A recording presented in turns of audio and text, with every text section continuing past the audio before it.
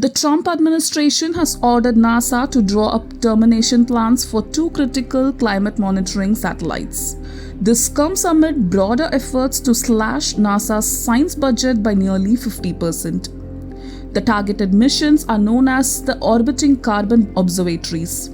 These satellites have been providing vital data about carbon dioxide levels in Earth's atmosphere for nearly a decade.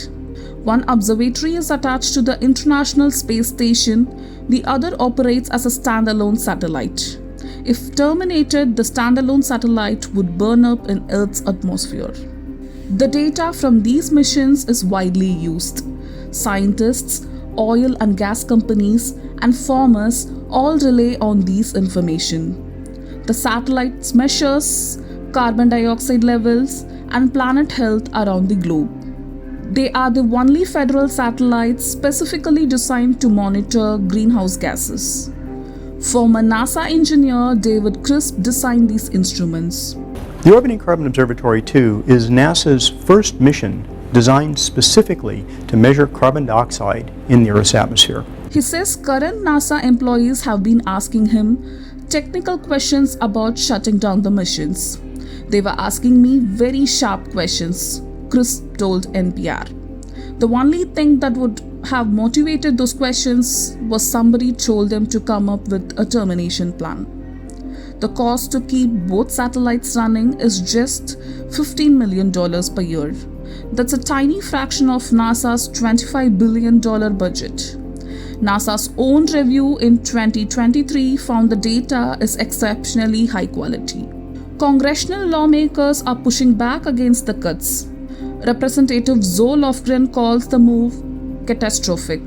She says it would severely damage America's ability to forecast and respond to severe weather and climate disasters. Lofgren also argues the administration is acting illegally by cutting programs Congress has already funded. The Senate Appropriations Committee has advanced a measure to fund NASA at current levels. This would protect the satellite missions from termination. All 7 living former NASA science chiefs have signed a letter opposing the cuts. We rejected cuts that would have devastated NASA's science by 47% and would have terminated 55 operating and planned missions. And instead, we provide $7.3 billion. They warn the budget reductions would waste billions in taxpayers' investments and damage America's space leadership. NASA employees staged a protest outside agency headquarters in July.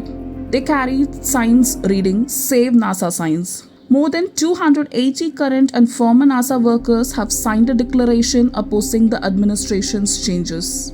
The outcome remains uncertain as Congress continues debating the budget. However, controversy highlights the ongoing tension between political priorities and scientific missions that many consider essential for understanding climate change.